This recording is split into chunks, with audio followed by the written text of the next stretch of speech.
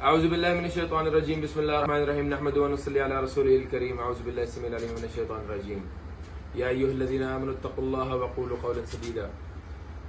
گزشتہ روز ایک واقعہ پیش آیا مسجد نبوی کے اندر، اس واقعے کے اوپر میں کچھ کمنٹ کرنا چاہوں گا۔ میں کوئی پولیٹیکل بات نہیں کروں گا، لیکن انتہائی افسوسناک عمل ہے کہ بحیثیت قوم ہم کہاں جا رہے ہیں۔ اتنی نفرتیں ہمارے اندر کس نے بھری ہیں، اتنا ڈیوائیڈ ہمیں کس نے کیا، اور میں یہ سمجھتا ہوں اس چیز کی ساری ذمہ داری عائد ہوتی ہے ہمارے پولیٹیکل لیڈرز کے اوپر، جنہوں نے اپنی قوم کو ایک جگہ اکٹھا نہیں کیا بلکہ ان کو ڈیوائیڈ کر دیا ہے۔ اس حد تک نفرتیں ان کے اندر ڈال دی ہیں کہ وہ نہ مسجد کا لحاظ کر رہے ہیں، نہ کسی مذہبی جگہ کا لحاظ کر رہے ہیں، گالیاں نکال رہے ہیں۔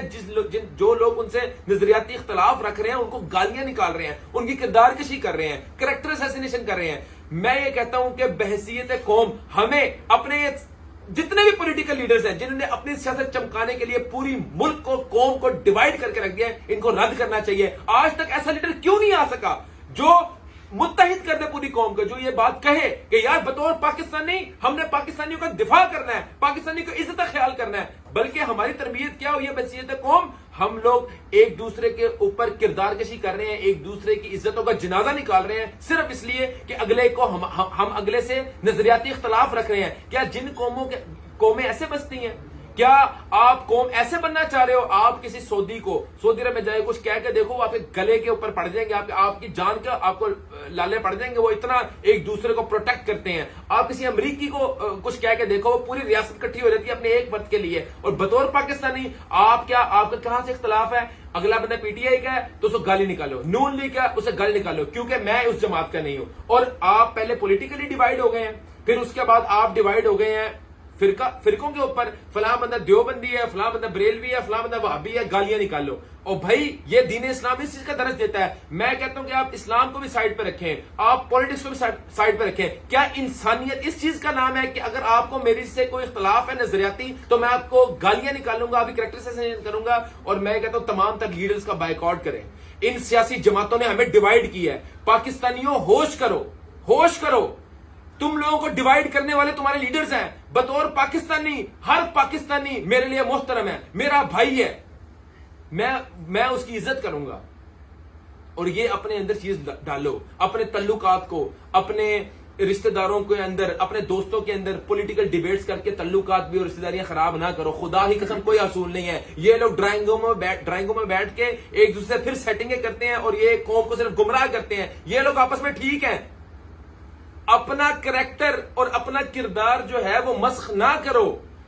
جو کچھ ہوا ہے بحیثیت قوم، میں بہت زیادہ شرمندہ ہوں۔ میں ساری زندگی رہا ہوں باہر سعودی عرب کے اندر، ہم نے کیا انٹرنیشنل امیج دی ہے پاکستانیوں کا کہ ہم یہ قوم ہے، ہم ایسی قوم ہے کہ جو جن لوگوں سے ہمارا اختلاف ہوتا ہے ہم ان کو گالیاں نکالتے ہیں۔ ہم لوگ انسان ہیں۔ کیا انسان کی حرمت کا کسی کو اندازہ بھی ہے؟ ایک انسان کی حرمت، مسلمان کی حرمت بیت اللہ سے زیادہ ہے۔ اگر ایک بندے کی آپ تذلیل کرتے ہو، ایک بے حرمتی کرتے ہو کسی انسان کی، تو بیت اللہ کی بے حرمتی کرنے سے زیادہ گناہ ہے اس چیز کا۔ اور آپ نے صرف اور صرف نظریاتی اختلاف کی بنا پہ اگلے بندے کی آپ کریکٹر اسیسینیشن کر رہے ہو، اگلے بندے کی عزتوں کا جنازہ نکال رہے ہو۔ یہ قومیں نہیں اس طرح بستی۔ یہ بحیثیت قوم میں سمجھتا ہوں میں شرمسار ہو گیا ہوں۔